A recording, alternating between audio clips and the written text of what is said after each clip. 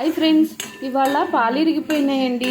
దాంతో ఏం చేయాలా అని యూట్యూబ్లో సెర్చ్ చేస్తే ఇలా కలాకండ చేయొచ్చు అని వచ్చింది. చేయటానికి కొంచెం భయం వేసింది, కానీ ట్రై చేస్తేనే కదా వస్తుందో లేదో తెలిసేది అనే కామెంట్ గుర్తొచ్చి ఒక్కసారి ట్రై చేద్దామని దాంట్లో ఉన్న ఎక్సెస్ వాటర్ని మొత్తం తీసేసి ఇంకొకసారి మామూలు వాటర్తో వాష్ చేసుకొని ఇలా పొయ్యి మీద పెట్టు రొటేషన్ చేస్తూ ఒక 2-3 టేబుల్ స్పూన్స్ షుగర్ వేసానండి. మనం ఇంట్లోనే కలాకండ ప్రిపేర్ చేసుకోవటం వల్ల పిల్లలకి మనం ఈ ఫుడ్ పెట్టడం వల్ల చాలా హైజెనిక్గా ఉంటుంది, సేఫ్టీ కూడా ఉంటుంది. బయట ఎలా పడితే అలా వస్తున్నాయి కదండి పిల్లలకి పెట్టే ఫుడ్ ఐటమ్స్, మనం చెప్పలేము. అలాగని పిల్లలకి డైరీ ప్రొడక్ట్స్ అవాయిడ్ చేయకూడదండి.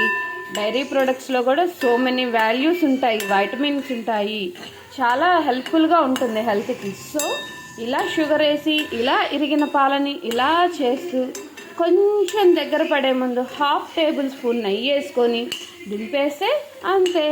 కలాకండ స్వీట్ వేడివేడిగా చల్లారాలి, చల్లగా తినాలి అనుకునే వాళ్ళకి ఫ్రిడ్జ్లో పెట్టుకొని తినడానికి రెడీగా ఉంటుందన్నమాట.